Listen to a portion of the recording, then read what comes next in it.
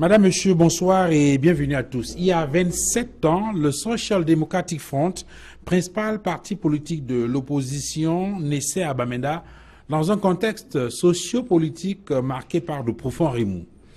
Après avoir essayé in extremis d'évincer le RDPC, le parti au pouvoir en 1992, notamment à la faveur de l'élection présidentielle, eh bien le SDF est resté éternellement deuxième sur l'échiquier politique national, rythmant ainsi, coup-ci, coup-ça, cette vie politique nationale à travers ses mouvements à l'Assemblée nationale et au Parlement de façon globale, ou encore à travers les différentes consultations électorales, sans oublier bien évidemment ses prises de position par rapport aux grandes questions nationales. On se souvient encore de sa récente sortie à l'occasion de la célébration de la fête de l'unité nationale.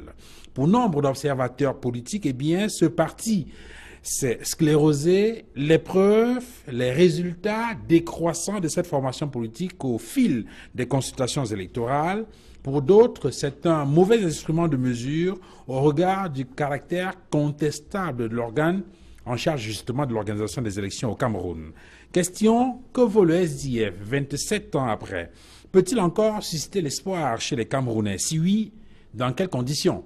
Au moment où une série de consultations électorales se prépare pour 2018, eh bien, le SDF est-il encore en mesure de fédérer l'opposition afin de construire une alternative sérieuse face au RDPC, le parti au pouvoir? 237 débats ouvre justement le débat ce soir. Merci, madame, messieurs, de nous recevoir chez vous.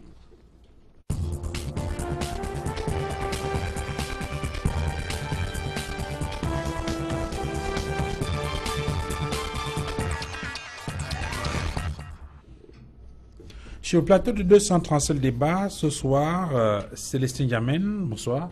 Bonsoir Duval, bonsoir à tous ceux qui nous regardent en ce moment. Merci d'être venu sur ce plateau. Vous êtes conseiller municipal SDF à Douala 1er. Vous êtes également membre du NEC, secrétaire national en charge des droits de l'homme, c'est bien cela? Absolument. Merci d'être venu sur ce plateau. J'introduis également Abel Imilobé, bonsoir.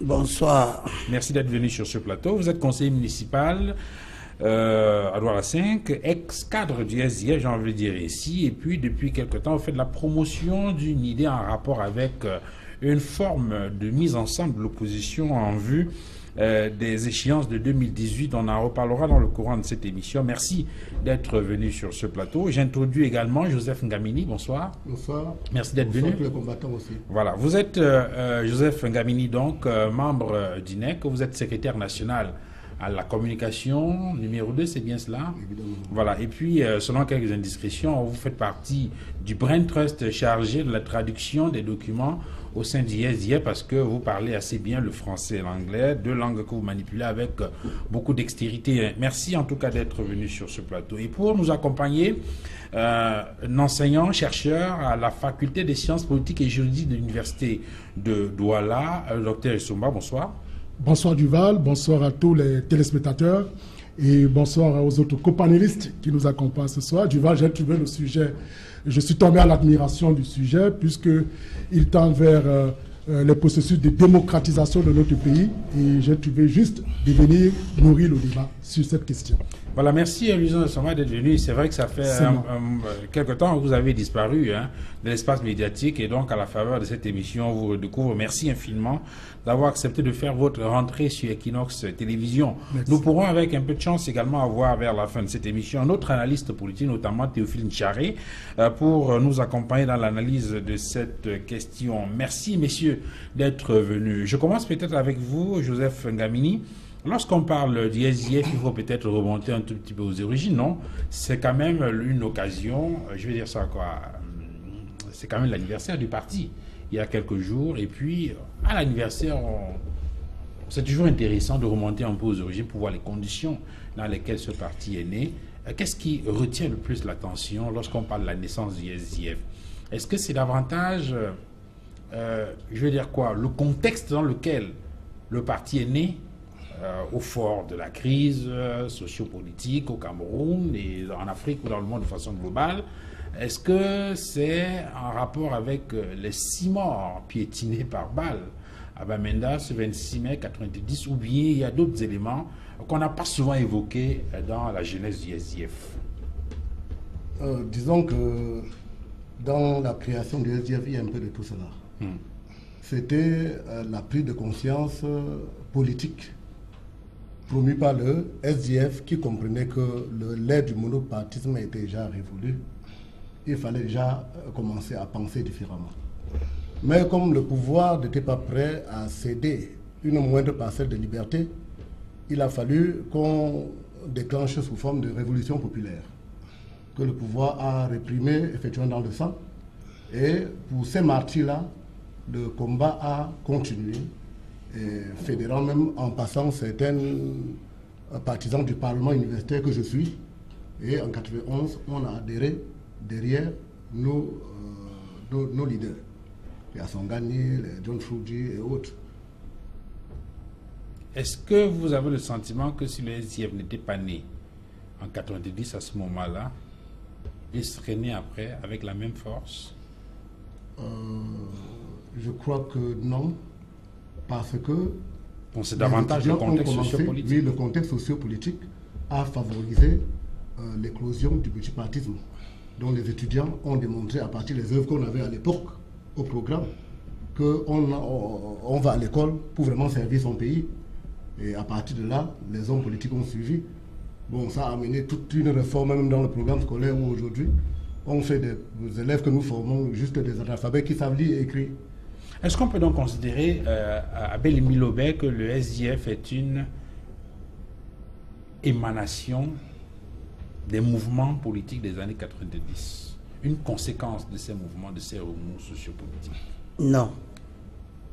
Non. Le SDF a été un acteur. Il a créé une transformation sociale. Il n'y avait rien avant.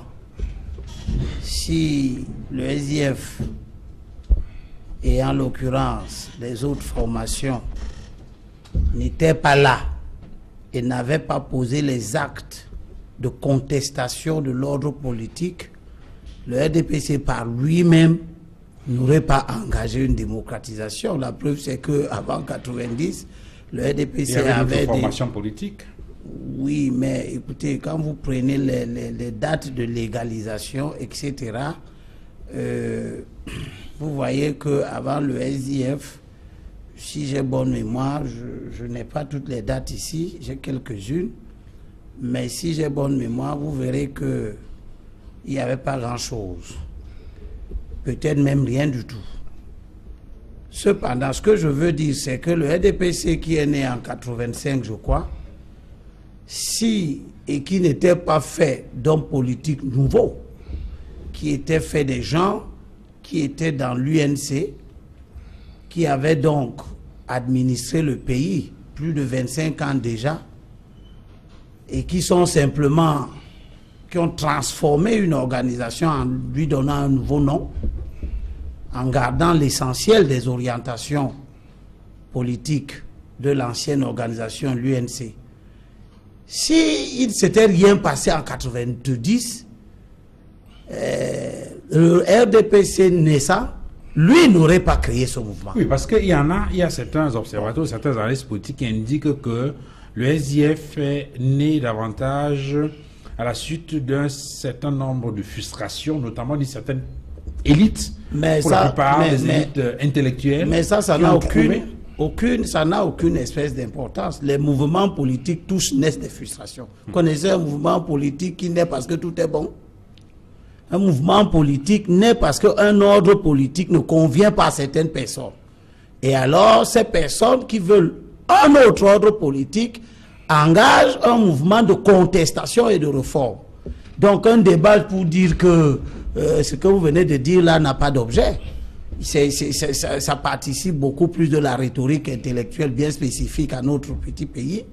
Mais je veux dire qu'il faut reconnaître les faits historiques tels qu'ils sont. C'est comme si on disait que s'il n'y avait pas eu l'UPC dans les années 48 jusqu'à 50, eh bien, on aurait toujours eu l'indépendance. Rien ne le dit. La Martinique n'est pas devenue indépendante.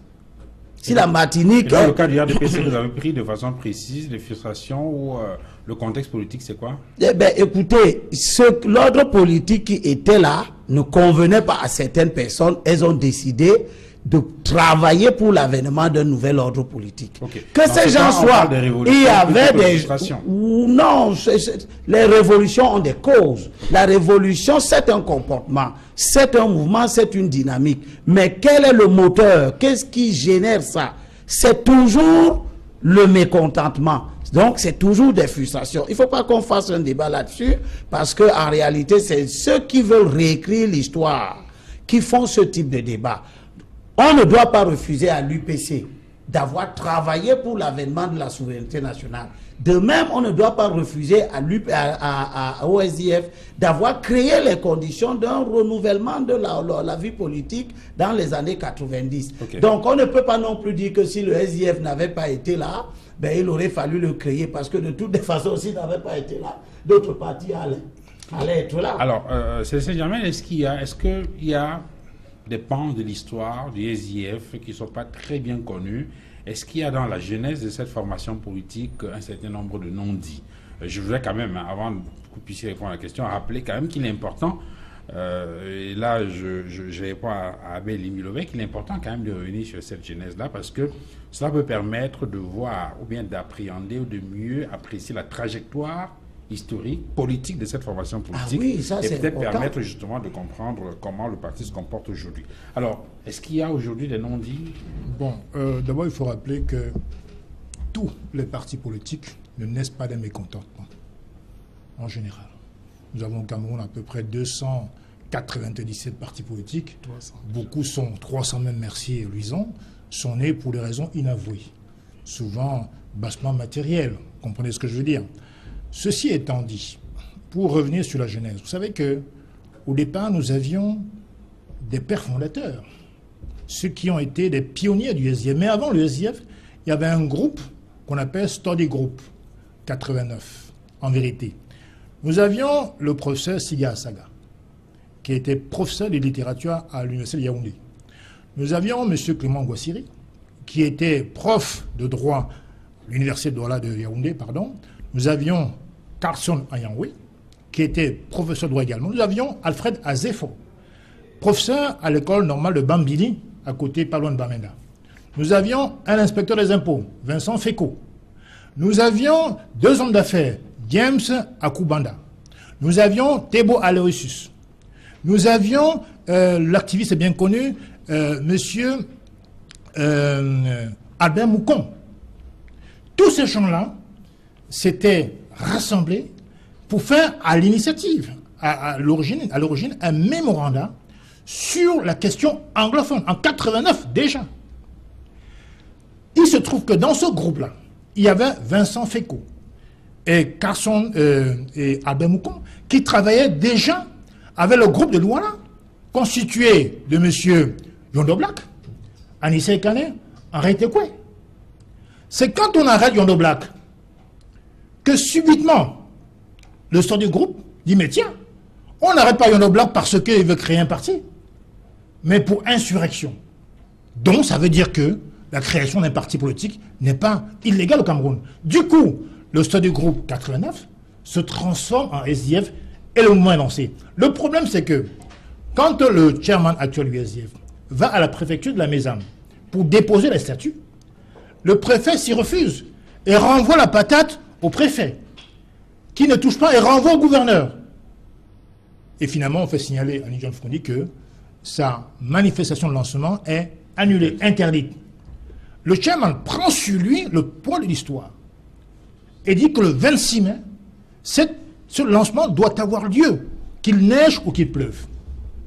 Et justement, toute la commercial avenue est quadrillée par les troupes motorisées, blindées. Évidemment, les armes étaient encastrées dans des voitures avec des munitions. Les armes qui étaient tenues n'étaient pas chargées, évidemment. Qu'est-ce qui se passe?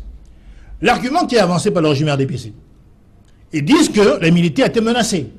Du coup, l'un des colonels qui était sur les lieux va casser les caisses de munitions et ordonne à ses troupes de tirer, d'où le piétinement par balle, 6 morts.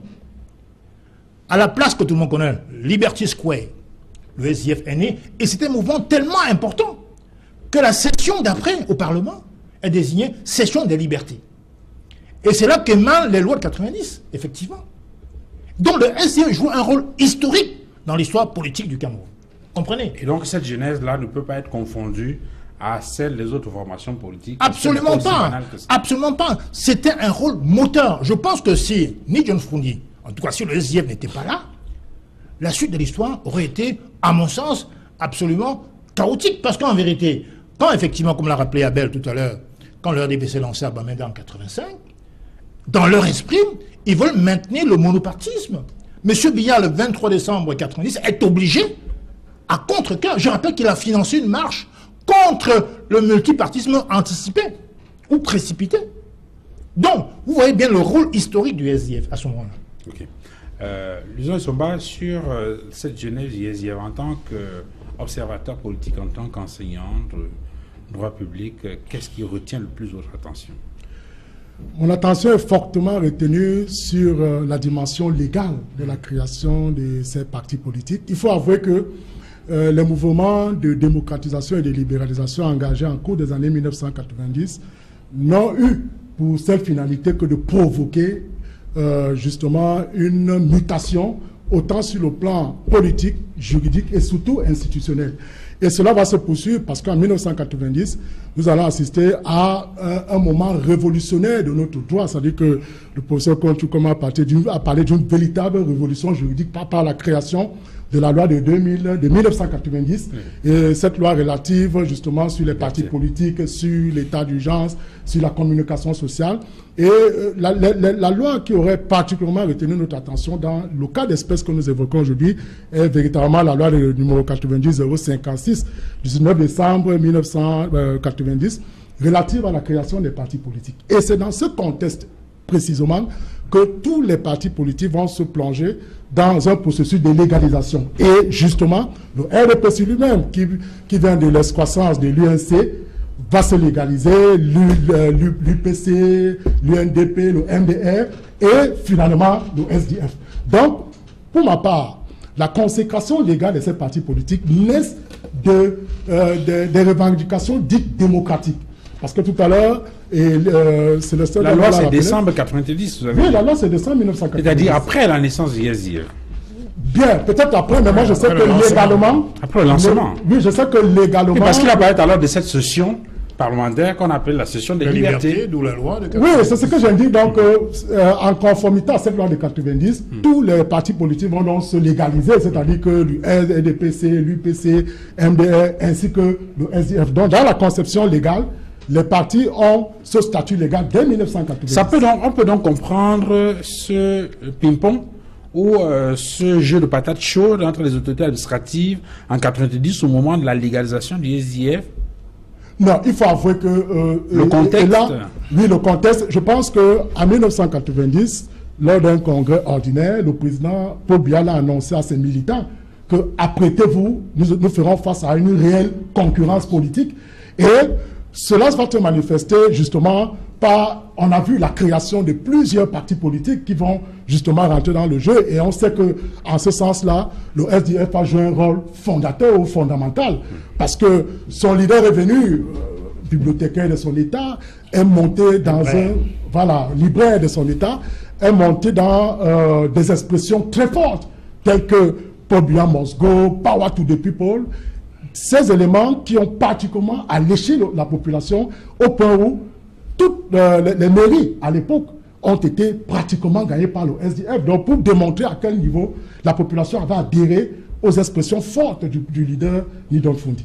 Alors, Joël Ngamini, sur cette question-là, maintenant sur la trajectoire historique, la trajectoire politique du SDF depuis sa naissance-là, est-ce que lorsqu'on regarde ce parcours historique du SDF, vous avez le sentiment que cette naissance-là a donné une force initiale à cette formation politique pour obtenir un certain nombre de résultats dans les premières années, avec bien évidemment l'observation qu'on fait par la suite, à savoir que le parti tente de s'essouffler, selon certains analystes. Est-ce que les premiers résultats intéressants obtenus par le SDF après 1990 peuvent se justifier par cette force de lancement en 1990? Oui, il y avait cette force de lancement, il y avait le désir réel de changement en presque tous les Camerounais, mais ils avaient aussi la force physique pour tenir. Entre-temps, on a la malchance d'avoir un pouvoir qui a la capacité de mettre au palais de congrès à Yaoundé 300 fonctionnaires payés par l'État qui réfléchissent seulement sur comment torpiller le processus électoral, sur comment tricher.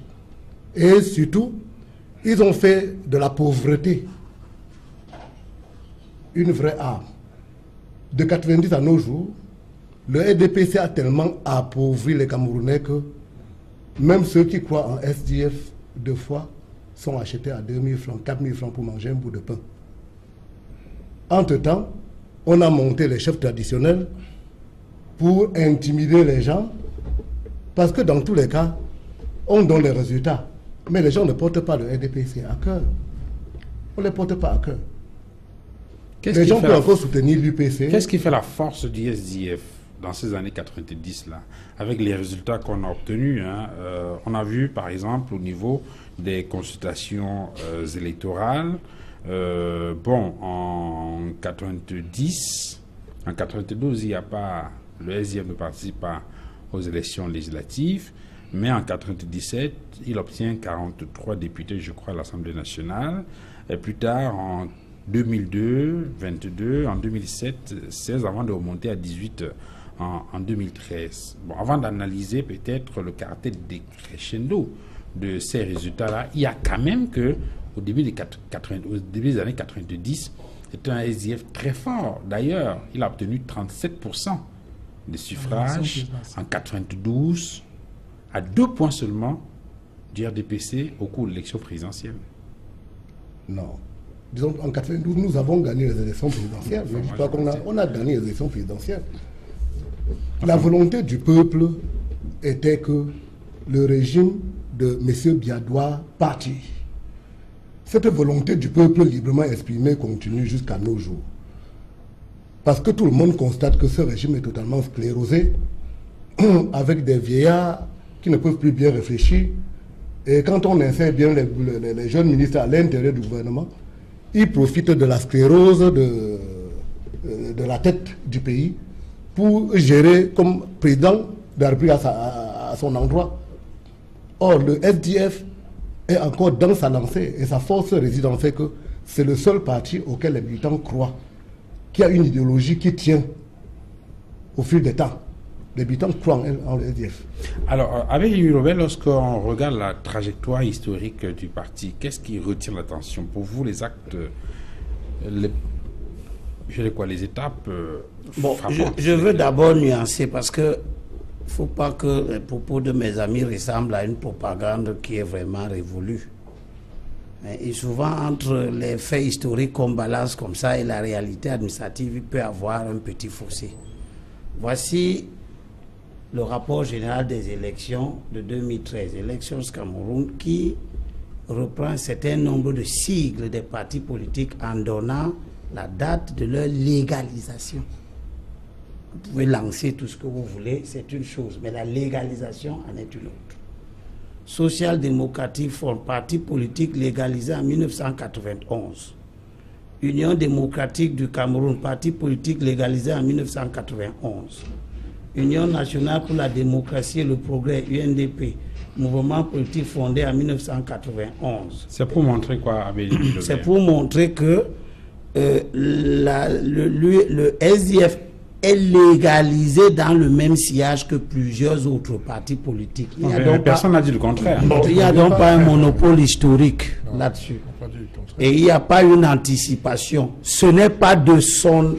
Mais les faits historiques qu'on a évoqués sont...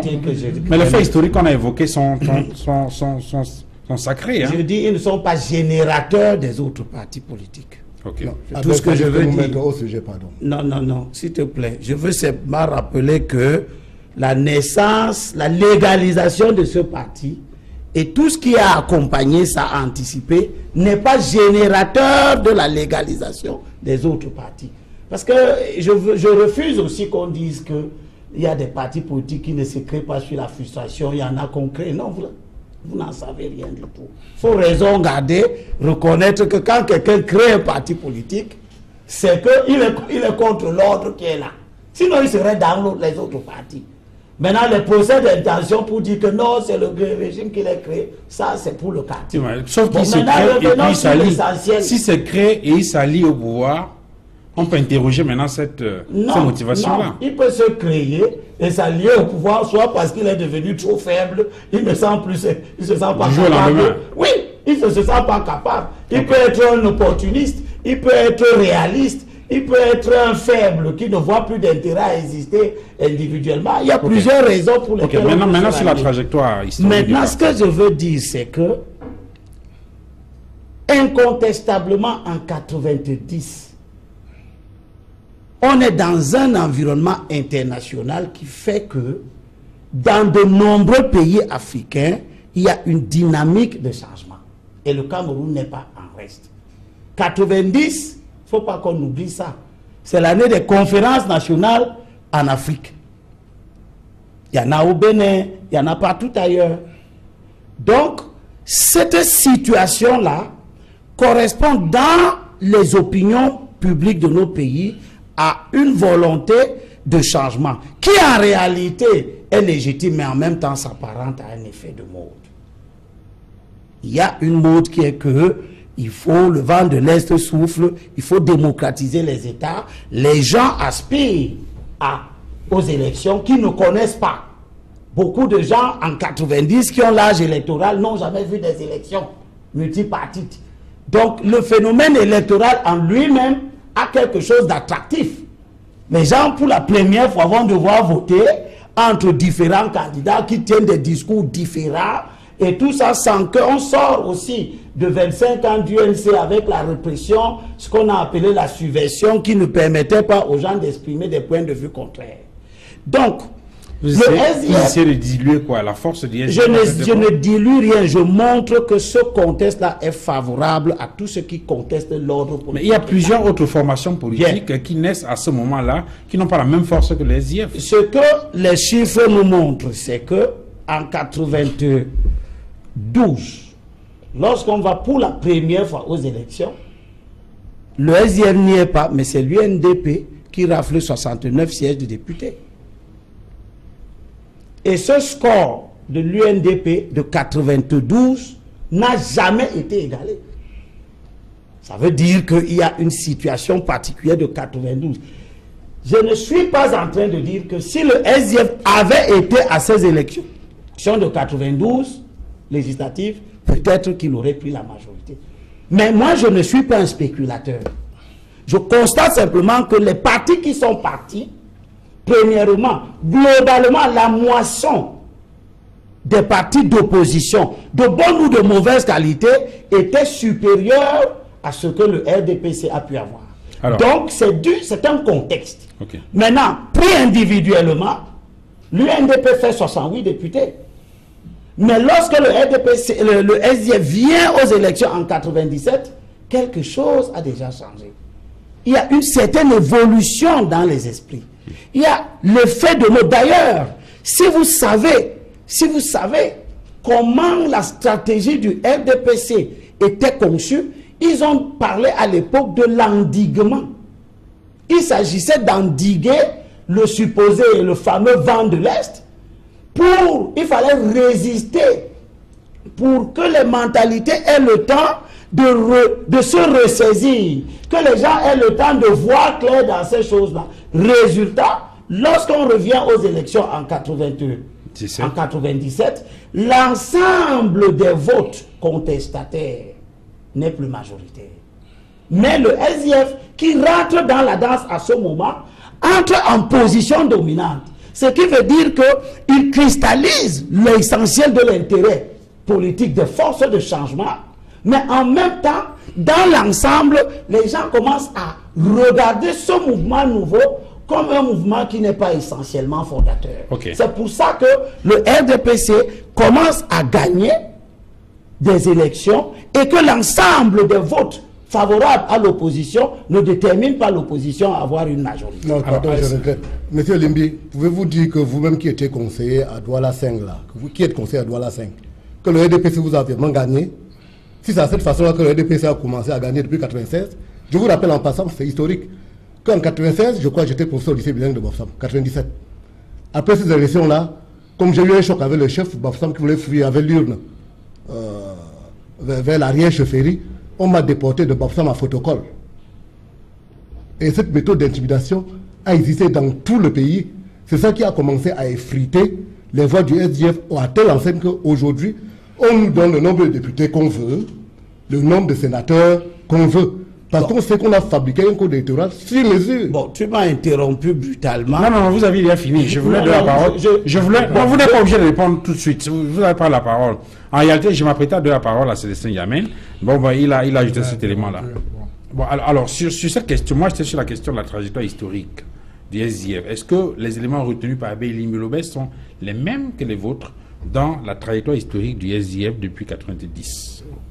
Il a retenu deux éléments majeurs, je crois. Le premier, c'est le contexte en 90, dans lequel le SDF naît, qui est un contexte marqué par le vent de l'Est qui souffle sur le continent de façon globale, avec les mouvements de conférence nationale, entre autres. Et puis, il signale que 90 est comme le premier stop, où on fait, ce sont mes mots, une forme d'évaluation pour se rendre compte qu'en réalité, ce qu'on voyait, c'était comme une espèce de mirage, et dont les gens se ressaisissent, et les résultats ne sont plus ceux de 92.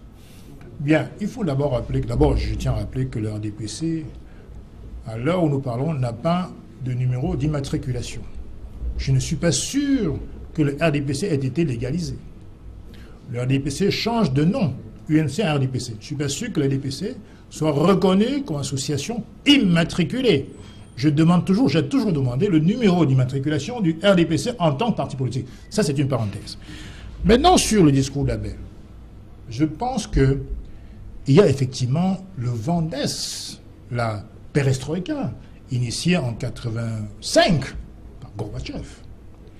Mais il a fallu le discours de la bolle. Je parle en relation avec les pays noirs francophones. Vous savez, comme moi, Duval, l'influence que la France a sur la politique africaine. Le discours selon lequel l'aide de la France aux pays africains devrait désormais être déterminée par leur capacité à s'ouvrir à la démocratie et aux libertés. C'était ça et pas forcément le vent d'Est, puisque le mur de Berlin tombe en 89, oui. Donc en vérité, ce qui déclenche ces fameuses conférences nationales, ce n'est pas le vent d'Est. Parce qu'en vérité, Oufo-Boni n'a pas eu de problème de conférence nationale. Pas plus qu'en Centrafrique, pas plus qu'en Guinée équatoriale. En vérité, il y avait une flopée de pays, pas plus qu'au Burkina Faso d'ailleurs. Donc, ce qui déclenche, c'est vraiment, n'est-ce pas, le discours de Mitterrand de la boule. Et ce discours de la boule, comme vous l'avez si bien rappelé, lie l'aide désormais de la France à l'ouverture politique. Donc, en vérité, dans le contexte des pays africains, dans le cas du Cameroun, M. Biya déclare que la conférence nationale est sans objet.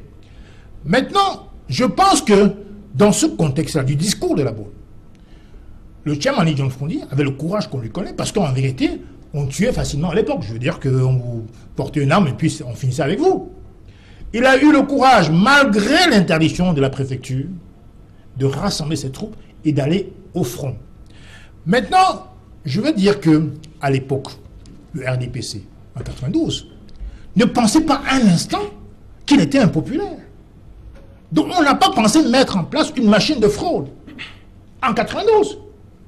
Et d'ailleurs, c'est tellement puissant que M. Biya est convaincu qu'il fallait jouer un petit peu malin en 96 et créer cette fameuse tripartite. Qui fait qu'on limite le mandat présidentiel à 2 mandats, on introduit l'existence du Conseil constitutionnel, on introduit l'article 66, etc. Oui, etc. Des réformes que certains présentent comme étant des conséquences d'ailleurs de la tripartite. Qui était factice, en vérité, parce qu'on a vu que quelques années plus tard, il a doublé tout le monde. En vérité, il ne croyait pas un mot de ce qu'il... Mais il a permis de décongestionner, de décontenancer ceux qui lançaient les villes mortes déjà. Bon. Maintenant, alors, en 96... C'est quoi? C'est pour justifier la baisse de régime? Non, c'est pour dire que le RDPC est surpris jusqu'au raz-de-marée de 96, où les rapports remportent la plupart des communes. Rappelez-vous, aussi bien dans le centre que dans le littoral et partout ailleurs. Donc maintenant, on commence à mettre en place un système, parce qu'ils ne voulaient plus se laisser surprendre, un système de fraude. C'est alors que vient le SDF, donc 96, on l'a vu, on a annulé les mairies gagnées par le SDF en 97, le SDF entre pour la première fois dans les législatifs et fait 43%, 43 députés. Et le second immédiat, l'UDC, parce que l'UNDP avait déjà partisé avec le RDPC. Ils ont vendu leurs 68 sièges au RDPC. Donc on ne pouvait plus compter le NDP comme un parti d'opposition. En vérité, quand le SDF fait 43 députés, le second parti d'opposition fait seulement 4. Donc 43, il y a 4 combien de fois? Multitude. Donc, en vérité, je continue de penser que le SDF a joué un rôle moteur, mais la fraude étant devenue scientifique, comme l'a dit Joseph tout à l'heure, ça allait décrescendo, non pas parce que les gens adhéraient au RDPC, mais bien parce que tout était mis en place pour distiller à qui on veut les résultats qu'on veut. Malgré cela, nous faisons quand même 43% en 97. En 2002, comme vous le savez, et vous savez que M. Kungwe Dima a sauté à cause de ça, M. Biya annule l'élection à 9h45, et ça lui a valu le poste du Minat à l'époque. Il recommence le lendemain, on passe à 22 députés, on perd 21 sièges. Donc, cette machine continue jusqu'aujourd'hui. On a vu le cas à Gouriès en 2007, avec Foning et Nietzsche, machin truc. C'est-à-dire que, en fait, on a repris les élections législatives. Pourquoi? Parce que la fraude est tellement horrible, tellement énorme, que Mme Foning elle-même reconnaît qu'il est légitime qu'on reprenne les élections. Donc, le cœur du problème aujourd'hui, et c'est la raison pour laquelle je me bats pour un code électoral réformé et urgent. Parce qu'en vérité, l'expérience a démontré qu'au Cameroun, l'union, l'opposition n'a aucun sens pour deux raisons. La première raison, c'est quoi? Quand vous avez 1 milliard à mettre dans une affaire, vous n'allez pas vous allier à un gars qui a 200 000 francs. On en reparle tout à l'heure. En vérité, le vrai problème, c'est vraiment la machine à fraude qui cadenasse, qui verrouille le système de la tenance au Cameroun. On revient sur cette question tout à l'heure. Alors, Dr. Issomba, sur cette trajectoire historique-là, et les éléments qui ont été évoqués jusqu'ici par les autres panélistes, est-ce que ce sont pour vous des arguments qui tiennent? Est-ce que le contexte politique, ou bien, je veux dire quoi, l'organisation politique des États n'est pas telle qu'effectivement on peut avoir un pouvoir ou un parti politique qui, en fonction de la force ou de la puissance des adversaires, rôde la machine d'une façon ou d'une autre? Il faut d'abord situer l'évolution du SDF autour de 3 périodes. C'est-à-dire la période allant de 90 à 92, de celle allant de 94 à 2008 et de 2008 à nos jours. De 90 à 92, nous sommes en présence d'un SDF qui présente un certain nombre d'arguments positifs à l'endroit du peuple camerounais. Un SDF tout feu tout flamme. Un SDF tout feu tout flamme, c'était la période de l'illusion. Et vous avez vu, le SDF a pratiquement raflé les mairies, aura eu une représentation, comme venait de le dire Limilobé, une représentation forte au niveau des assemblées politiques. Période de l'illusion. De l'illusion. Illusion pour le SDF ou pour les électeurs? Non, illusion d'abord parce que le peuple a fait confiance, a adhéré à un certain nombre de credos développés par le leader de ce parti. Donc il y a l'illusion de ce que ça peut marcher. Ok. Vous voyez? Maintenant, cette illusion... Alors, je vais reprendre la phrase autrement. Oui, oui. Non, enfin, je vais reprendre la phrase autrement. Donc, pour vous, 90-92, c'est la période pendant laquelle le SDF vend le rêve. Très bien, c'est la période pendant laquelle le SDF vend le rêve. Et c'est un rêve qui est très bien vendu, puisque les chiffres, et sur le plan technique, cela, on l'atteste avec le nombre de communes ainsi que l'élection présidentielle où à 2 cheveux, Donfund se retrouve à 2 cheveux de distance du président de la République. Au-dessus du président, pas au-dessus. Bon, moi je suis sur les éléments officiels. Je suis les éléments officiels. Okay. Vous pouvez soutenir ce que vous pouvez, parce que c'est normal, tout à fait normal, chacun prêchant dans sa chapelle. Donc moi j'indique tout simplement que voilà dans la période de l'illusion où tout le peuple adhère. Et on a vu, je l'ai dit tout à l'heure, dans les credos forts, Biya doit partir, on a l'impression que c'est un aéronef qui fonctionne de manière commanditée à l'extérieur, il y a une absence du chef. Donc, c'était des éléments pertinents qui ont amené le peuple à idéaliser. Il y a la deuxième phase. La deuxième phase, donc, est celle de 94 en 2000. Nous sommes dans une phase de désillusion.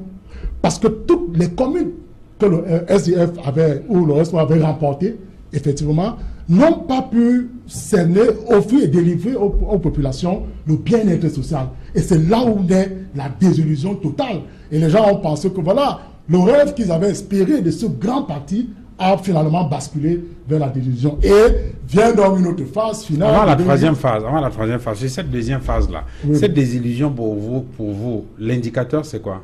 Donc, l'indicateur, c'est déjà... Ce sont les résultats. Oui, ce sont les résultats. Ce sont les résultats justement sur le terrain. D'abord, nous avons les partisans ici qui l'ont démenti. Mais vous savez que ces résultats sont contestés. Parce que les institutions en charge justement de l'organisation de ces élections-là ne font pas l'unanimité. Je vais même creuser... Est-ce que ce n'est pas un mauvais instrument de mesure? Non, je vais même creuser le sillon un peu plus en profondeur. Vous savez que c'est à partir de là qu'il y a eu la montée en puissance des communautés urbaines. Question de contrôler justement toutes les communes qui avaient été ravagées par le SDF. Et voilà tout le débat, docteur Essomba. Et voilà tout le débat. Et voilà tout le débat parce que justement, alors si le RDPC ou si le parti au pouvoir estime qu'il contrôle effectivement la situation et qu'on est dans une situation de désillusion, est-ce qu'il est encore nécessaire de désigner des délégués du gouvernement pour caporaliser, je veux dire, pour contrôler les communes qui sont justement raflées par les partis politiques d'opposition?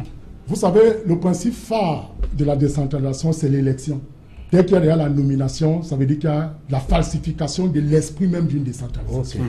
Donc, dans le cas d'espèce, je voudrais donc indiquer que voilà, mais on peut même aller au-delà, c'est-à-dire que l'espace, il y a eu le rétrécissement de l'espace de liberté, et même à ce moment-là, on ne permettait même pas aux partis d'opposition de pouvoir mobiliser leurs partisans autour, par exemple, des manifestations publiques. On venait d'avoir dernièrement encore une interdiction. Voilà autant de subterfuges que le parti au pouvoir a utilisé. Mais permettez-moi de... La troisième phase. À la phase de la réillusion. Okay. C'est-à-dire qu'à ce moment-là, on se rend compte que le SDF, compte tenu de la crise intervenue en 2008, est remonté sur le créneau parce que le leader avait fait une sortie pour indiquer qu'effectivement, il n'y a pas une question de, comment dire, de complot contre la gouvernance de Yaoundé, mais c'est tout simplement un problème de mal-être social. Et c'est là qu'on a vu... 2008 avec les émeutes, c'est ça? De 2008, justement. C'est là qu'on a vu le SDF ressurgir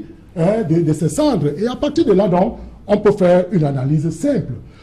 On se rend compte qu'aujourd'hui, au regard des trois dimensions que j'ai évoquées, le SDF a brillé, a eu une lumière, est entré dans les ténèbres, et finalement, aussi entre les ténèbres et la lumière. Donc ça devient plus compliqué. Et surtout que le pouvoir en face, les règles du jeu politique sont des règles de force qui se structurent autour de la force. Et c'est la raison pour laquelle aujourd'hui, quand on définit par exemple une démocratie, on dit la démocratie c'est quoi? C'est l'exécutif appuyé sur la nation sous le contrôle d'une opposition parlementaire.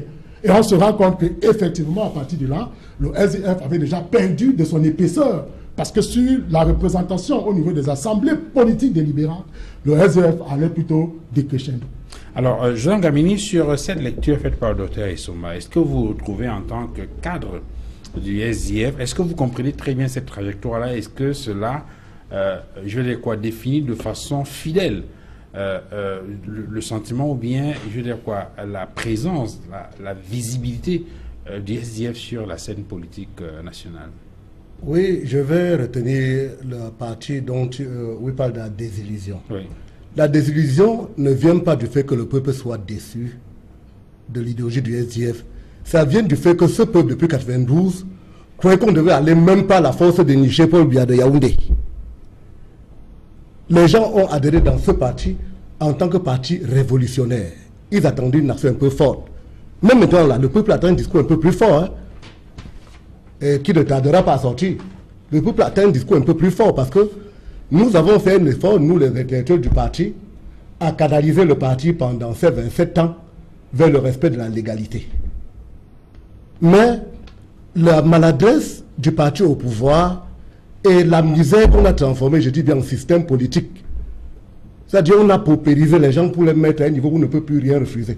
Ça fait que le peuple actuellement est comme le chien qu'un maître est en train de chasser. Joseph Gamini, oui. Justement, il y a ce problème-là. Pas mal d'observateurs politiques estiment justement qu'au niveau du SDF, au lieu de faire une forme d'introspection et d'interroger les difficultés auxquelles le parti fait face pour se projeter dans l'avenir, est en permanence en train de faire une forme de... est dans une logique de victimisation. Et ce qui n'aide pas beaucoup cette formation politique-là. Quand le docteur Essomba revient sur les grandes phases de la trajectoire historique de cette formation politique, il signale par exemple la période de 2008. Je crois qu'il a parlé de 2008. Cette bonne chronologie 2008. Et on voit très bien que 2008, il y a comme une espèce de, j'ai failli dire, dégel qui commence à s'opérer entre Tarikon et Itoudi. Disons ça de façon prosaïque comme ça. Est-ce qu'il n'y a pas derrière cette crise 2006 qui fragilise un tout peu le chairman? Quand je parle 2006, vous savez de quoi je parle. Cette crise-là avec 2 congrès organisés à Bamenda, puis à Yaoundé, et puis finalement le décès de Grégoire Diboulé. En principe, le pouvoir voulait fragiliser le parti en introduisant son top dans ce congrès-là pour qu'on ait des présidents des partis qui deviendront automatiquement la majorité présidentielle. Il voulait absolument ce genre-là. Le SDF a réussi à contourner. On a réussi à contourner. Mais le fait que nos maires gagnent dans le mandat précédent, on vient les capitaliser avec les délégués du gouvernement. Ça fait que les gens étaient un peu désillusionnés. Mais pourquoi? Parce que le délégué du gouvernement a fermé le robinet exprès. Vous avez vu l'exemple récemment ici à Douala. Ce qui peut justifier les échecs des maires SDF. 4 mois d'arriéré à Manoka. C'est cela qui justifie les échecs des maires SDF à la tête de ces différentes communes. Non. Notre maire, par exemple, nous avons des maires qui sont les premiers en Afrique.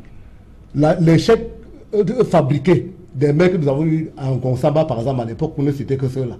Leur échec était fabriqué par le délégué du gouvernement de là-bas, qui était le seul ordonnateur des dépenses. Je vous donne un exemple. Vous savez qu'ici à Douala, pour payer un ouvrier communal à Manoka, il faut que le contrôleur financier de M. le délégué du gouvernement signe avant qu'on paye son salaire. Alors, il signe en fonction de son bon vouloir. Si votre tête ne lui plaît pas, il ne signe pas pour tes ouvriers, vous pouvez taper 6 mois sans salaire. Mais si on tape à Manoka, c'est bon parce que c'est RDPC. Mais si on tape 1 mois à Douala 3, c'est tout le Cameroun qui doit comprendre. Ça se fabrique exprès. Parce qu'on veut absolument que qu'on échoue. En outre, pendant ce temps, le régime a payé les gens spécialement pour aller distiller des rumeurs selon lesquelles M. Froundi allait à Itoudi prendre des millions, sinon d'où vient-il avec assez d'argent, etc. Il y a un rapport de la Commission nationale ou Commission catholique contre l'action, enfin je ne sais plus très bien comment ça se dit, qui a fait, la 4, voilà, qui a fait un travail d'enquête là-dessus et qui a publié des chiffres indiquant qu'il y a une fortune de Nijon Froundi qui est évaluée autour de 125 000 ou 125 millions de dollars, hein, avec 70% qui seraient issus des deals avec le président de la République. Non, c'est archi faux. Est-ce que combien de Camerounais connaissent ce qu'on appelait a Bibi Book à l'époque au Nigeria? Quand vous appelez M. Froundi un libraire, il n'a pas commencé à librairie au Cameroun. La librairie à Bamenda n'était qu'une agence de Bibi Book au Nigeria. En plus de ça, c'est un éleveur, c'est un agriculteur. L'ingénieur, c'est un fermier. Et l'ingénieur qui suit ces fermes est formé au Canada. C'est les gars qui nous combattaient au Parlement à l'université, avec les 5 photocamps. C'est un gars qu'on appelait l'auto-défense à l'époque. Vous avez entendu parler du Parlement à l'université en 90, non? C'est un gars l'auto-défense que le régime a envoyé aux États-Unis. Après, il a eu une bonne formation, il est revenu. C'est lui qui suit presque tous les grands fermiers du Nord-Ouest. Donc, M. Froundi n'a pas besoin de l'argent de l'État. Je crois que si vous avez lu SDF Echo ces derniers jours, vous avez vu comment nous on a montré comment le SDF utilise l'argent venu de l'État. On donne plus de 100 millions de francs au RDPC, ça ne fait pas de bruit.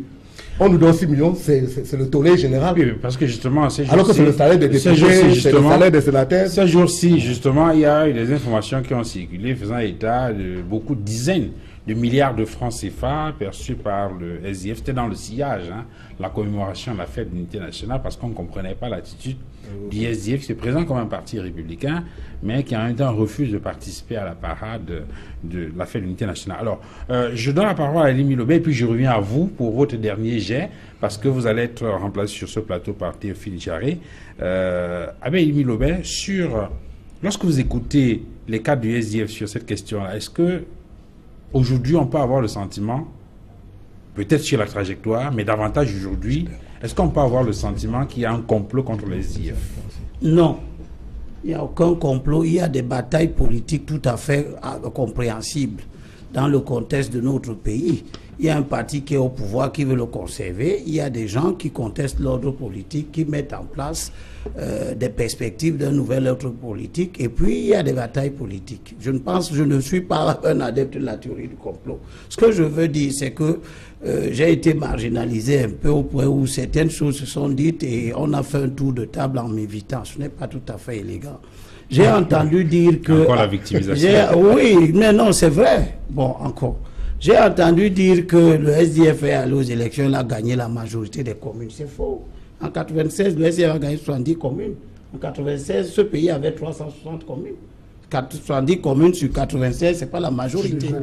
Pardon. Voilà, le problème, c'est que vous voulez qu'on discute, qu'on ne débatte pas, mais qu'on spécule. Moi, j'analyse la vie politique sur la base des données officielles. Que cela vous plaise ou pas, mais je ne peux pas faire des analyses sur des données spéculatives. Les données, c'est que vous avez gagné 70 communes. Quelle est la source, monsieur? S'il vous plaît. Même si intrinsèquement. S'il vous plaît. Même si intrinsèquement. Je vous en prie. Même si intrinsèquement. Si vous aviez gagné 220, ça vous aurait peut-être réjoui. Mais ce seraient les mêmes sources. Non, mais on nous a arraché d'autres. Non, on ne vous a rien arraché. Vous avez ça, ce discours, moi je n'adhère pas à ça. Attends, je vous donne c'est moi qui parlais, vous m'avez arraché déjà la parole. Ok, merci. Et ce n'est pas bien. Oui, allez-y. Vous avez gagné 70 communes en 96 et ce n'est pas la majorité des communes. Ça montre que de 92 à 96, de 90, où vous lancez le mouvement dans un contexte, à 96, c'est 6 ans. Et 6 ans en politique, c'est suffisant dans des batailles pour qu'il y ait un renversement de tendance. Et quand vous passez de 96 à 80, en 2002, vous passez de 70 à 42 communes.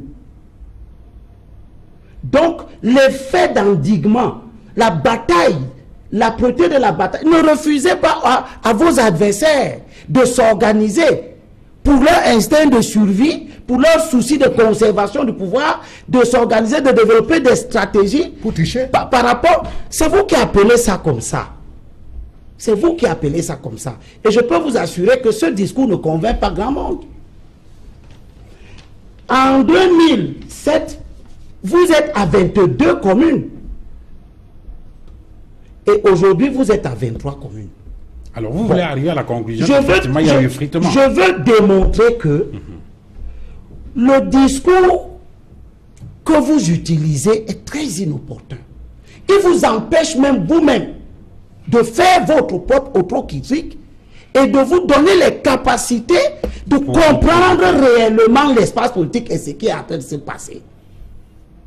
Parce que vous dites qu'on vous a arraché, on vous a pris, mais vous allez à des élections quand, pourquoi quand vous savez qu'on va vous arracher des mairies? N'y allez pas. Ces gains-ci, de l'élection présidentielle de 92 aux élections présidentielles de 2013, aucune loi n'a changé. On a simplement pris les 3 lois qui régissaient les 3 élections, l'élection présidentielle, les élections législatives et les élections municipales, qui sont des lois de 90, 91, 92, on les a compilées en un code électoral. Oui, mais il ne vous parle pas de loi. Donc, je suis en train de lui dire que l'environnement institutionnel n'a pas changé. Absolument. Et dans cet environnement... Mais les pratiques n'ont pas beaucoup évolué, visiblement. Dans cet environnement institutionnel, au contraire, je vais vous dire que pour passer de 92 à 2013, le SDF et les autres partis de l'opposition ont combattu. Et ils ont remporté des batailles institutionnelles. Ils n'ont pas remporté des batailles électorales, mais ces partis et le SDF en tête... Alors, comprenons-nous bien. Ça veut dire quoi? Ça veut dire pour vous, il y a eu baisse de régime ou bien il y a eu absence de renouvellement de stratégie? Je veux montrer que le problème est consubstantiel aux formations politiques. Et ce n'est pas simplement le SDF. Oui. Parce que pendant que le SDF baisse en résultat, il participe à l'amélioration des conditions des élections. C'est avec le SDF et les autres partis qu'on obtient les urnes transparentes. C'est avec le SDF et les autres partis qu'on enlève le processus électoral des mains de la préfectorale, qui de toute évidence était un handicap à l'organisation de meilleures élections. Okay. Et c'est avec le SDF et les autres partis qu'on arrive à l'observatoire, l'observation institutionnelle des élections, avec ONEL 1 et ONEL 2, qui participent à l'amélioration des conditions électorales. Et enfin, c'est avec le SDF et les autres partis politiques de l'opposition, qu'on obtient Elections Cameroun, la biométrie, qui a réduit considérablement la fraude électorale. Très bien. Et je sors pour dire que vous avez intérêt à sortir de la logique que on ne vous donne pas des élections propres. C'est vous qui allez amener des élections propres au Cameroun. Ce n'est pas ceux qui ont intérêt à avoir des mauvaises élections qui vous donneront un jour des bonnes élections. Très bien. Si vous restez dans la logique qu'il faut vous battre pour qu'on vous donne de bonnes élections, eh bien le RDPC restera au pouvoir. Nous devons changer l'ordre politique avec l'ordre dans l'ordre qui est actuel, le mauvais. C'est là-dedans. Si vous avez eu 70 communes en 92, en 96, ça veut dire que d'abord, vous avez battu d'autres partis qui n'ont pas pu faire 70 communes. Vous aurez pu faire 120. Ok. Vous aurez pu faire 200 communes. On va permettre à Joseph Ngamini justement de faire son dernier jet avant de laisser sa place sur ce plateau à Théophile Thiaré. Alors, sur la question du complot, vous restez sur cette position qu'effectivement, il y a un complot contre les SDF ou bien qu'il y a un ensemble d'événements ou de comportements ou d'attitudes à la fois du RDPC, peut-être même de ceux qui sont garants du fonctionnement des institutions, de fragiliser cette formation politique? Tout en remerciant d'abord le conseil Limbi pour son dernier conseil. Oui, je dis que le SDF ne s'affirme plus en victime. Nous reconnaissons toutes les manœuvres du régime. Nous luttons à la fois contre Elecam, contre 58 préfets, contre 373 sous-préfets, et contre les agents des renseignements généraux qu'on envoie pour distiller des fausses rumeurs sur notre leader et sur notre parti. Ça c'est du blabla. Non, laissez ça. Je dis ceci. Donne-nous les éléments de réflexion objectifs. Oui, l'élément de réflexion est que seulement sur des éléments subjectifs. Actuellement là, on va gagner le RDPC dans le code électoral actuel. Tant mieux. Si vous commencez déjà à penser que vous devez vous préparer à battre le RDPC sur son terrain, on va le battre. Tant mieux. C'est un grand progrès. Parce que actuellement nous avons déjà levé le ton. Le ton n'est plus à la discussion stérile et autres. Le ton est que dans tous les cas, ça passe ou ça casse. Tant mieux. Voilà. Mais là encore, si c'est ça quelles sont les forces du SDF au moment où on se prépare pour 2018? Parce que jusqu'ici, lorsqu'on a écouté les autres, on a le sentiment plutôt qu'il y a beaucoup plus de faiblesse, beaucoup plus de pesanteur. Quels sont les atouts dont dispose cette formation politique aujourd'hui pour pouvoir aborder 2018 avec sérénité? Ok, on a l'habitude de nous surprendre de fois avec les élections. Actuellement, si on dit que les élections, c'est dans 2 mois, nous avons des listes dans tous les territoires, parce que nous les avons préparées depuis 7 mois. On a les listes. Ah oui, c'est ça. Écoutez, vous n'avez pas pas tout ça. Non, c'est après toi que nous avons dit ça. Oui, actuellement, nous sommes prêts, même si on dit que c'est dans 2 mois. Et en plus de ça, nous sommes préparés pour fédérer toutes les forces positives et progressistes de la République par rapport à ces élections-là. Ah, d'accord, ça c'est. Et à ce titre, les portes restent ouvertes. Il y a les partis qui nous contactent déjà. Oui. Et avec ces partis-là, on va faire une plateforme où même tout le gouvernement sera connu, en fait, je veux dire la composition du gouvernement avant les élections présidentielles. Oui. Et cette composition doit respecter tous les dosages sociologiques au Cameroun et tous les partis concernés. En un mot, vous n'êtes plus dans la logique. S'il vous plaît, non, on n'est pas dans la logique de cavalier seul. Ah, d'accord. Vous voulez travailler maintenant avec les autres. Suivez. Nous ne voulons jamais entrer dans le gouvernement parce que nous sommes clairs. Non, je ne parle pas d'entrer au gouvernement. Je parle de travailler avec les autres. Les autres forces. Non, mais attends, c'est un échange. Il m'a interrompu. Non, c'est avec moi qui l'échange. Réponds-moi. Oui, vous êtes maintenant prêt à travailler avec les autres forces de l'opposition. Mais bien sûr. Très bien, ça c'est une bonne nouvelle. Je vous salue pour ça. Très bien. Alors, Joseph Ngamini, on va vous remercier pour votre intervention. Entendez-vous, il dit que ce n'est pas la position officielle. S'il vous plaît. Joseph Ngambini, on va vous remercier pour votre contribution sur ce plateau. On va vous retrouver certainement sur d'autres, dans le cadre d'autres émissions. Merci infiniment d'être venu échanger avec nous sur le plateau de 237 débat. Vous allez être remplacé sur ce plateau par Théophile Linchari. Alors, je vous donne la parole, docteur Essomba, sur cette question. Peut-être avant de la parole, docteur Essomba, à Célestin Jamin, sur tout ce qui a été dit jusqu'ici en rapport avec la question du complot contre les SDF, notamment. Il y a toutes ces affaires-là. Récemment, il y a eu cette fameuse affaire de milliards de francs CFA, du SDF. C'était autour de la question de l'unité nationale. Il y a eu beaucoup d'autres affaires comme ça. On parlait tout à l'heure de cette affaire de 120... De cette enquête qui aurait été menée par la CAT, faisant état de ce que Yon Fondi aujourd'hui pratiquement un baron, il s'est deal avec le pouvoir, entre autres. Est-ce qu'il y a un complot contre le SDF? Bien, il y a beaucoup de choses qui ont été dites sur ce plateau. Je vais commencer par la période définie par mon ami Luison. La période de 90-92 n'est pas une période d'illusion, mais d'espoir. Il y a une différence entre l'illusion et le rêve. En tout cas, je préférais parler des années 90-92 d'espoir. SDF, tout le monde le reconnaît aujourd'hui, suscite non pas l'illusion, puisqu'en vérité, le SDF était tellement porté à un niveau tellement élevé que dans les faits, c'est le candidat du SDF qui gagne. Tous les journalistes investigateurs de bonne foi savent qu'il y a une différence entre les résultats proclamés, dits officiels, sur lesquels la logique peut pousser les uns ou les autres à s'arc-bouter, et la réalité des faits. Oui, on se souvient d'ailleurs. Dans les faits. On se souvient d'ailleurs que à cette occasion, des chiffres avaient été publiés par l'ambassadrice des États-Unis au Cameroun. Ça avait d'ailleurs débouché sur une crise diplomatique entre Yaoundé et Washington, avec le rappel de Catherine Cox à Washington, justement. Exactement, et je vous rappelle en passant qu'à l'époque, M. Bello Bouba Magari était candidat. Dans les faits, même les services secrets français, pourtant très alliés au président actuel, l'ont dit, M. Biya était classé 3e. Ce qu'on a fait en 92, c'est exactement ce qui s'est passé au Gabon en 2009 entre Baobab et Ali Bongo. Les mêmes gourous, parce que je rappelle quand même à ceux qui nous regardent que M. Biya s'est déclaré un jour de 91 le meilleur élève de François Mitterrand. Donc, ces patrons nous disent que c'est Frouni qui gagne en 92. Maintenant, il y a une logique qui veut que certains vont s'afficher, se voiler derrière les chiffres officiels, soit.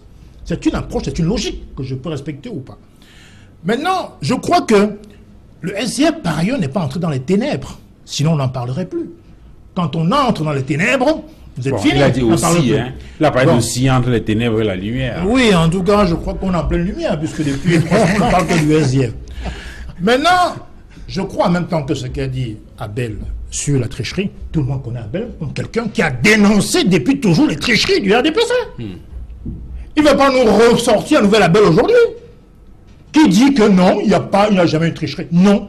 Vous m'avez entendu. Il l'a dit pendant des années. Non, vous m'avez entendu dire ici. Non, la victimisation, non, tu nous as conseillé. Je parle de victimisation. Je suis en train de dire, ça veut dire, à contrario, que nous nous arc-boutons sur des tricheries supposées, alors qu'elles sont réelles.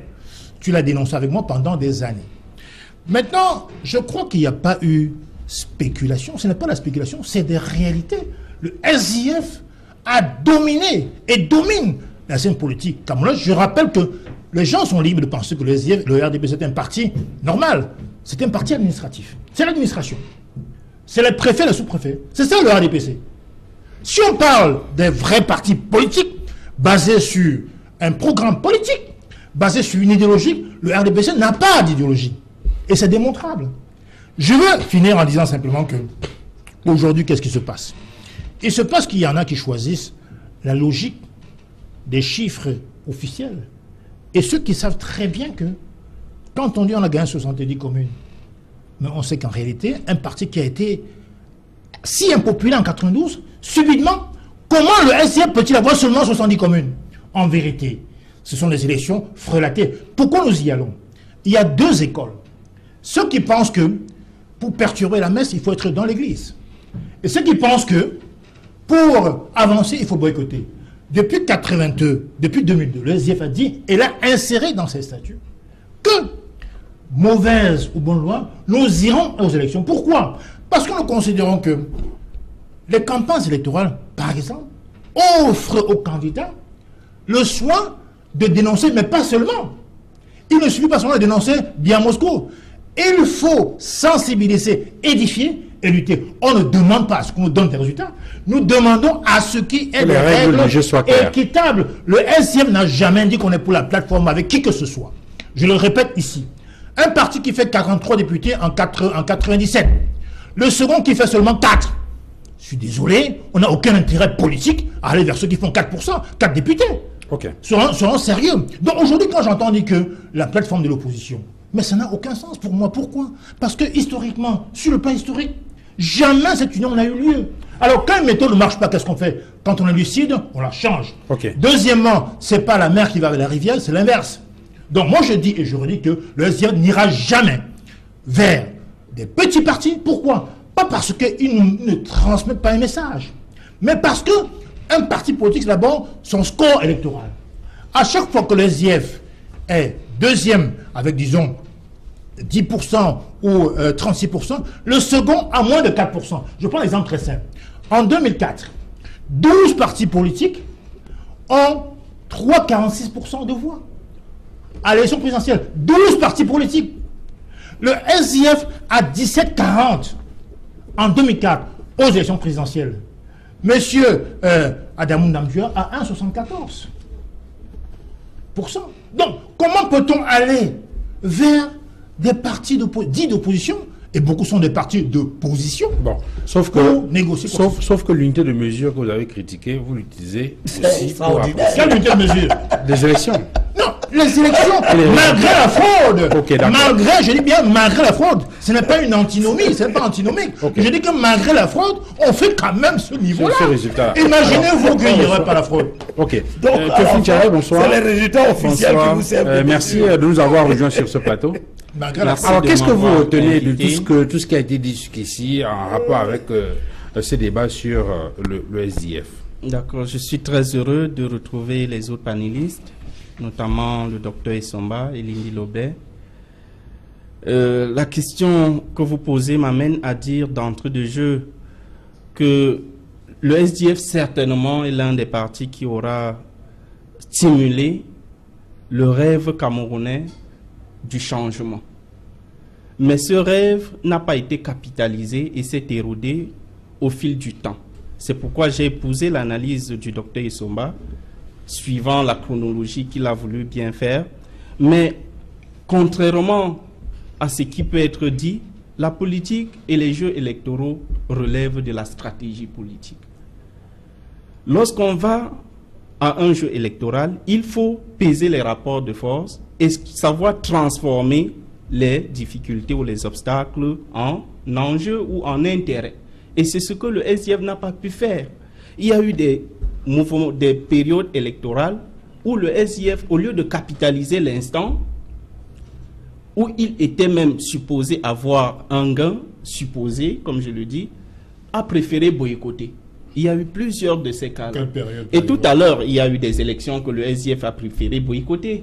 Si vous voulez, nous gagnons la présidentielle quand même. Bien évidemment, je dis des élections. C'est ce que je suis en train de dire. J'en ai une, justement, voilà, permettez-moi de répondre clairement à la question et d'aboutir à mon raisonnement.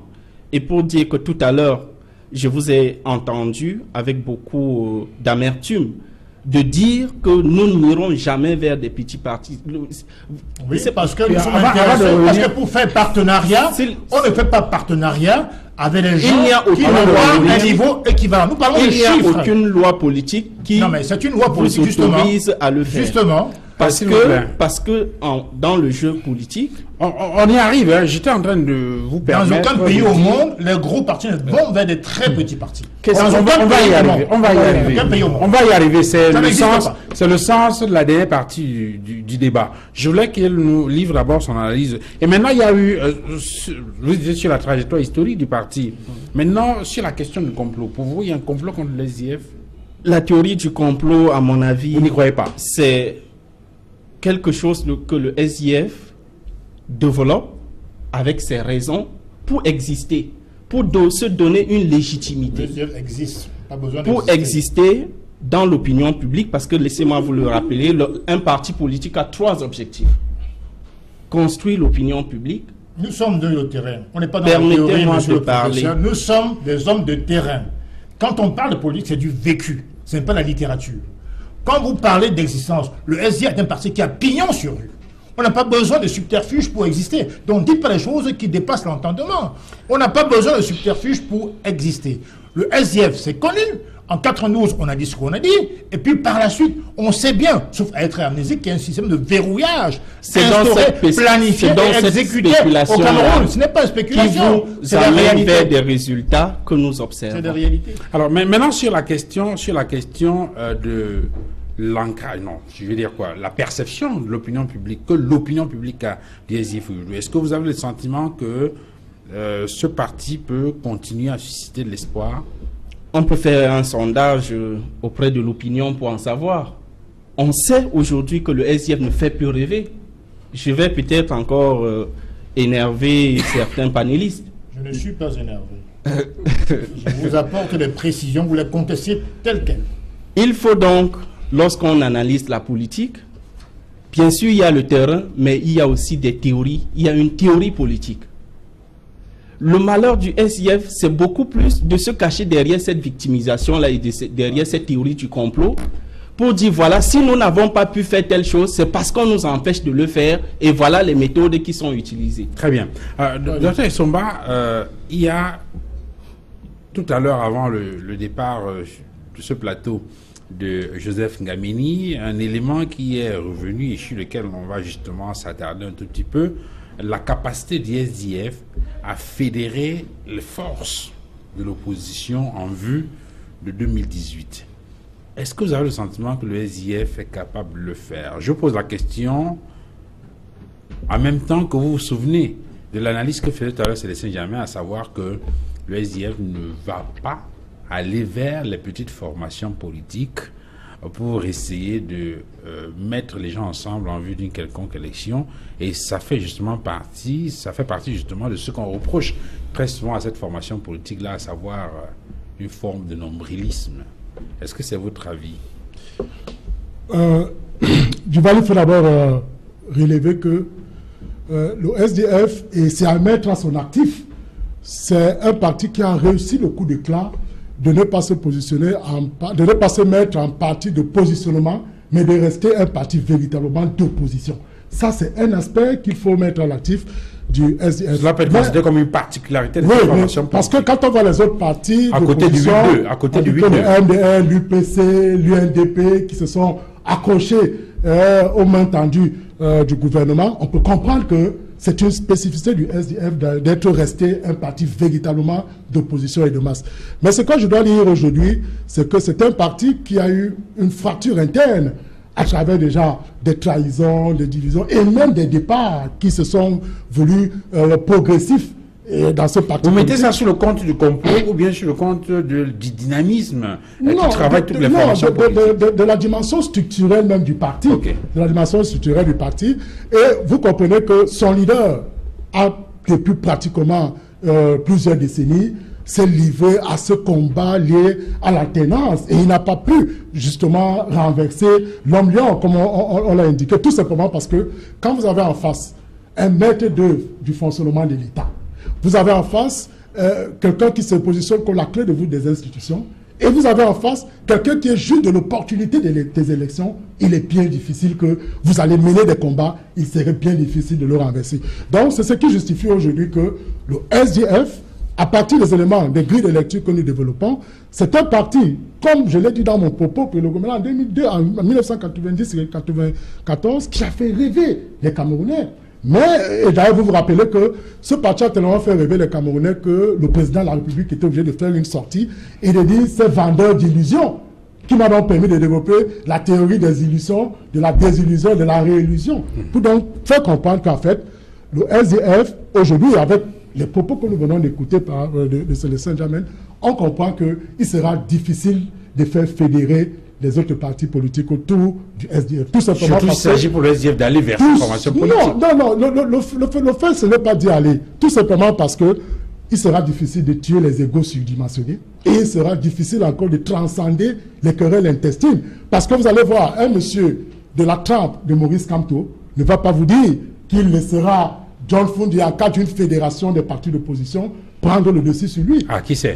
Non, écoutez, qui c'est? Aujourd'hui, vous savez que la déliquescence même de ce parti part déjà du fait que ce qui est, par exemple, reproché au président Biya est aussi reproché à John Fundi d'avoir cette, comment dire, de s'éterniser ad vitam aeternam à la tête du SDF. Donc moi, je pense que... On peut donc avoir une lecture qui soit différente avec un SDF où on a plutôt un leader différent de John Fundi?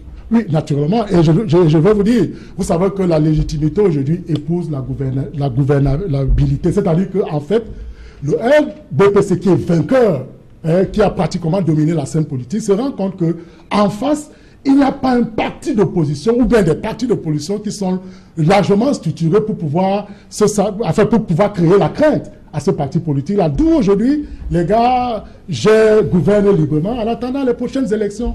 Alors, Abel Milobé, sur cette question-là, est-ce que le SDF, de votre point de vue, au regard de sa trajectoire historique, au regard de ses atouts, au regard de ses forces et bien sûr ses faiblesses, et peut-être même de son idéologie, est-ce qu'on peut compter cette formation politique aujourd'hui pour fédérer les autres formations politiques en vue des échéances de 2018? Tant qu'il y aura des discours excessifs, comme ce que mon ami Ndiamen tient, est à tort parce qu'il ne sert pas la cause de son parti à ce moment-là, on peut se poser des questions sur la capacité intrinsèque de ce parti à jouer. À quel niveau, Laisse-moi d'abord l'excès, c'est à quel niveau? Ça, tu développes un très mauvais comportement qui est que excès, quand on parle... Tu connais bien en termes d'excès. Oui, moi je suis excessif, mais toi ne le sois donc. Comment tu peux dire ce que je dis, moi je suis excessif. C'est pas très conséquent. Voilà, mais toi ne le sois donc pas non plus. La crédibilité de ton propos est en jeu, là. Bon, écoute, ça c'est fait pour que je n'aille pas au bout de mon idée. Pas du tout. Ce que je veux dire, c'est que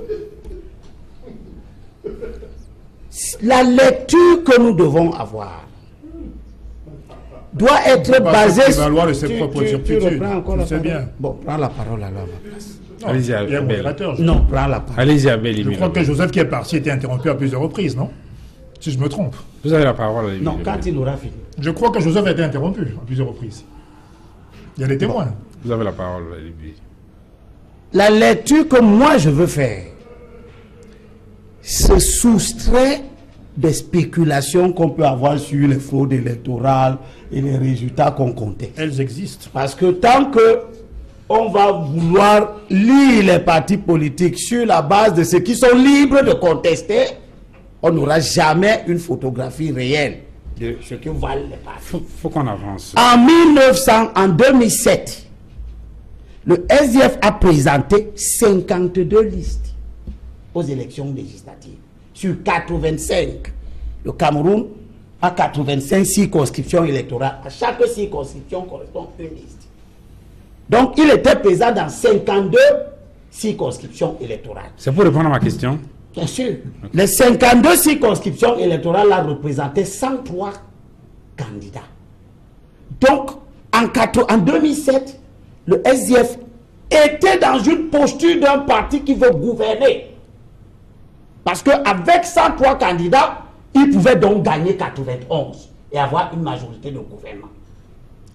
En 2013, c'est lui qui se prépare aux élections. C'est lui qui travaille avec son personnel et tout. Il présente 36 listes. C'est-à-dire qu'il est présent que dans 36 circonscriptions électorales. Les 36 circonscriptions électorales, là, c'est 65 sièges de députés qu'il cherche. Ça veut dire que de 2007 à 2013, 5 ans après, le SDF devient incapable d'aspirer à une majorité de gouvernement. C'est pas là le débat. Il est lui-même va aux élections pour chercher seulement 65 sièges de députés. Ce n'est pas la fraude, c'est les aptitudes internes du parti. Qu'est-ce qui se passe? C'est de ça qu'ils sont pas capables. C'est-à-dire que... La gouvernance interne du parti, on la voit se manifester. Elle crée les conditions telles que le parti perd en capacité. Bien. C'est pour arriver à quelle conclusion? Je veux arriver à la conclusion. Le SDF n'est pas en mesure seul d'aspirer à la conclusion que rendu au stade où lui-même ne cherche que 65 sièges, et constatant que... Là, c'est une interprétation maintenant. Non, mais attends, c'est les chiffres. Oui, il y a des chiffres.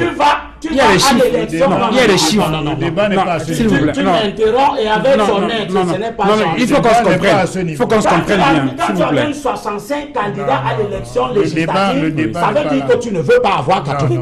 C'est une interprétation. C'est pas- On peut aussi interroger les raisons. On peut aussi interroger les raisons pour lesquelles effectivement le Exactement. parti politique Voilà. n'a pas pu présenter C'est ça autant qui de intéresse. candidats Oui. qu'avant. C'est ça qui C'est intéresse. vrai, on peut aussi interroger. Mais C'est le cœur du débat. Oui, c'est ce que je dis, que ce sont des Et interprétations. Somba vous a apporté sa lecture de cet effondrement. C'est une Je vais lecture. apporter Mais la mienne. attendez, C'est une lecture. je vais apporter la mienne.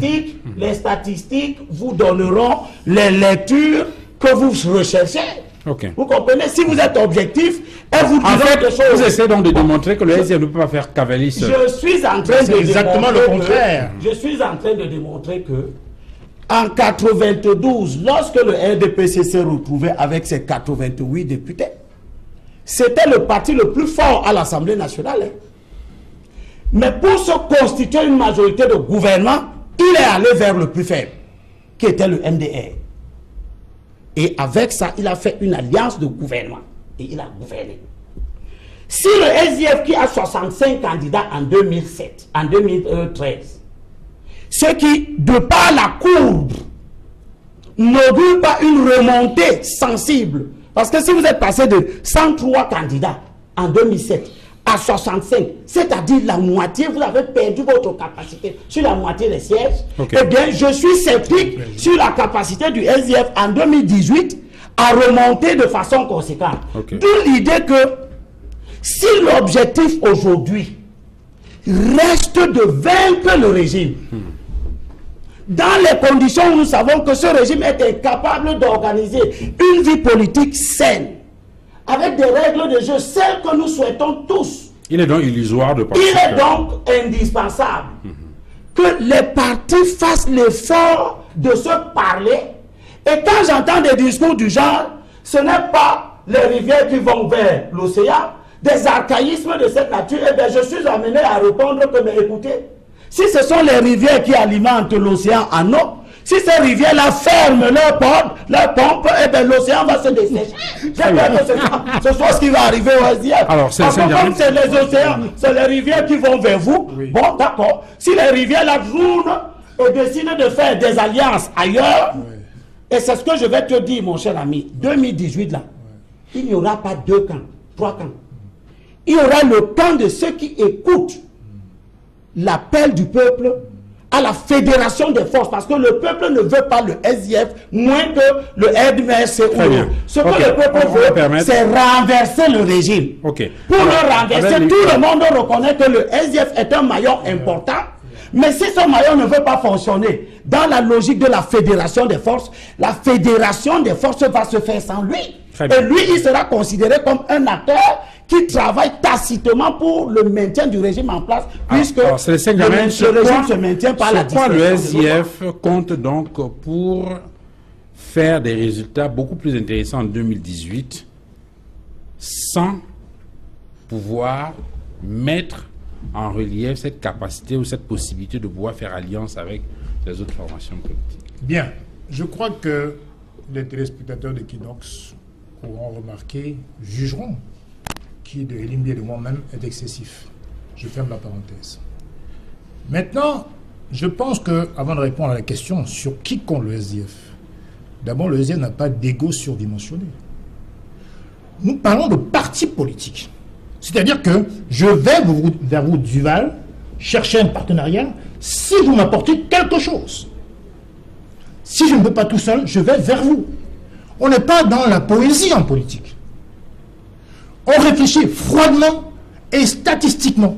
Ça veut dire que l'écoute que je peux tendre à un petit parti, elle est humaine et naturelle. L'écoute qu'on doit à nos congénères, elle est naturelle. Mais ça ne veut pas dire qu'on va chercher l'alliance avec les partis qui font moins de 1%. Ce n'est pas possible.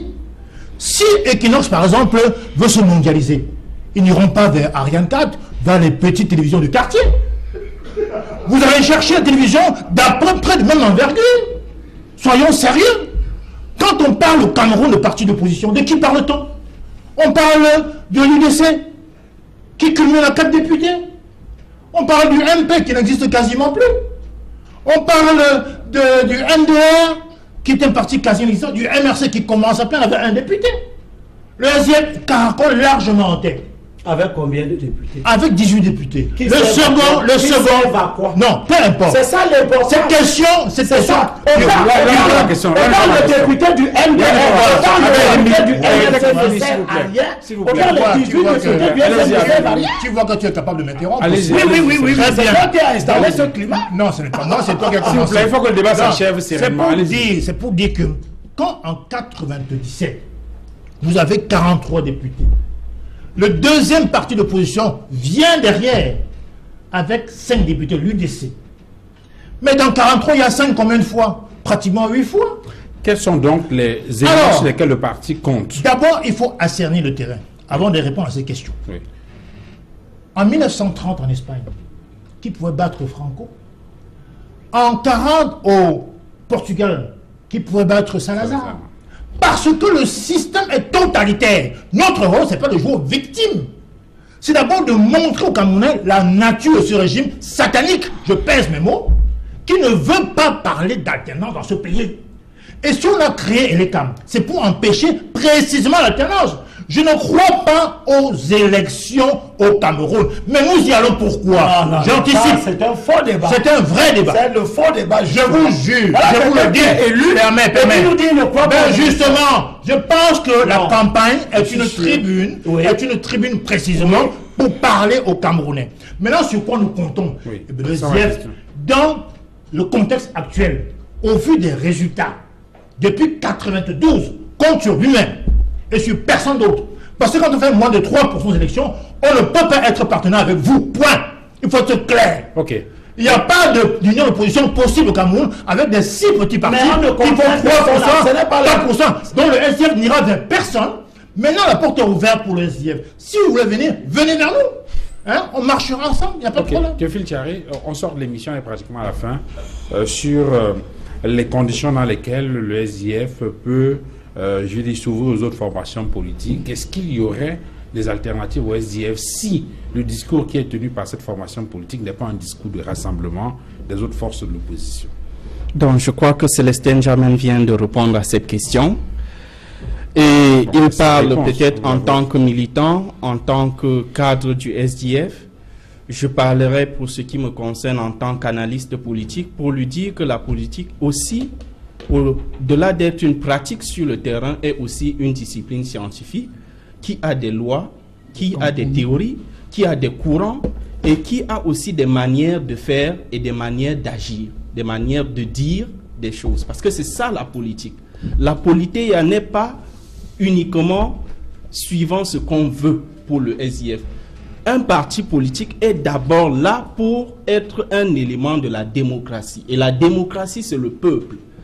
Donc, j'aurais bien voulu entendre ici que le SDF compte sur le peuple. Mais le SDF, Célestin Germain l'a dit, compte sur lui et n'ira jamais vers personne d'autre. Cela sous-entend, alors que le SDF n'est pas, peut-être à mon sens, un parti politique, mais plutôt une entreprise ou une institution qui a ses objectifs, au-delà d'être une institution de conquête et d'exercice démocratique du pouvoir, puisqu'il ne croit même pas aux élections qui constituent la voie normale. Telles qu'elles sont organisées. Je ne crois pas au Cameroun aux élections telles qu'elles sont organisées avec le code électoral actuel. Il faut bien être précis, ne déformer pas ma pensée. Qui constitue la voie réelle qui débouche à l'exercice du pouvoir par un parti politique. Donc, à mon sens, et le peuple camerounais qui nous entend peut juger, c'est pas le SDF qui va mener ce combat vers l'alternance avec ce discours. Avec ce discours. Nous comptons et nous pensons, avec l'analyse politique que nous avons, que comme ça s'observe à travers le monde, il faut un mouvement politique au Cameroun. Un mouvement, pas un parti. Fédérateur. Un mouvement. Et le peuple camerounais Le peuple camerounais attend vivement cela depuis longtemps. Ça va se faire. Vous le dites parce que vous l'avez vu, parce que sous d'autres cieux, ça prospérait. Non. Mais le contexte camerounais nous l'impose. On veut les partis qui vous apportent quelque chose. Et Duval, n'oublions pas que s'il te plaît, historiquement, les 35 ou 37% victoire ou échec que nous avons réalisé en 92, quel que soit le cocktail ou le soutien, le SDF a dépassé 35%. Il a fait grâce à une fédération des forces autour de lui. Où ça? Ce discours, fédération où? Ce discours, jamais les Bois qui n'avaient pas de parti. S'il te plaît, oui, je voulais simplement rappeler que le SDF en 2013 n'a pas été capable d'aller aux élections législatives dans 5 régions du Cameroun. Tu n'as pas besoin des autres partis qui sont présents là. Dans l'état actuel des scores, les autres partis n'ont pas besoin d'eux. C'est une évidence. Je pense que mes propos ont été suffisamment clairs. Tant qu'il y a l'ego surdimensionné, comme on le constate, tant qu'il y a on n'arrivera pas à transcender. Mais sur le plan de l'objectivité politique, oui, on parle des petits partis qui font moins de 3%. Je suis désolé. Quand vous voulez négocier, on tue le principe de la supériorité pour l'égalité entre les partis. Si vous voulez, moi je voudrais finir Duval en indiquant que Angélique, pour que le SDF gagne, il faut réunir les 3 conditions: le pouvoir, la voix et le savoir. Il faut voir si le SDF peut mobiliser tous ces éléments pour pouvoir être identifié. Et dans l'état actuel des choses, vous voyez moi je pense que ce serait bien plus compliqué. Et vous n'avez pas l'impression dans le cas actuel que c'est le cas, que c'est la situation. Quand on a 2 millions, on a 150 000, on ne peut pas chanter ensemble. C'est le leader dont l'image est la plus délivrée. Merci monsieur d'être venu sur ce C'est une opinion. On est à la fin de l'émission. Ceux qui font 1%. Est-ce qu'on peut dire au revoir? Est-ce qu'on peut vers ceux qui font 1%. Est-ce qu'on peut dire au revoir aux téléspectateurs? Est-ce qu'on peut dire au revoir, Abel? Est-ce qu'on peut dire au revoir aux téléspectateurs? Merci Abel Limilo d'être venu. Merci à vous, c'est Sylvain. Merci sur la clarification. Et je vous félicite parce que vous avez permis de réaliser une fois de plus. À vous, madame, monsieur, d'avoir regardé cette autre livraison de sa Je vous souhaite une excellente soirée et à très bientôt. Au revoir.